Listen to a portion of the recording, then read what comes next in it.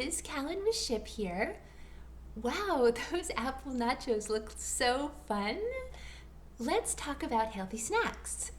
Does anyone remember how many food groups go into a healthy snack? Did you guess two? You're right. So let's take a look at our snack.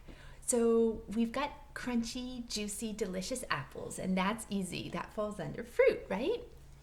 And apples grow in Virginia, so that can be a local food too.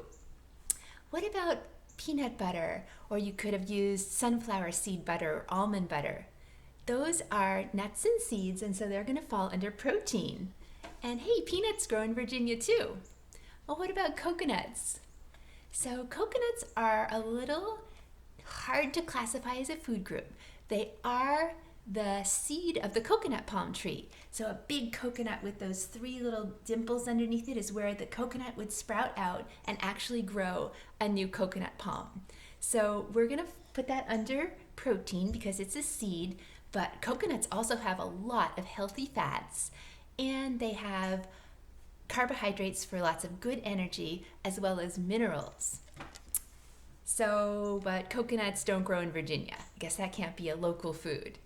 Okay, so we've got a 2 food group snack, and it's really fun. I hope you get a chance to try it.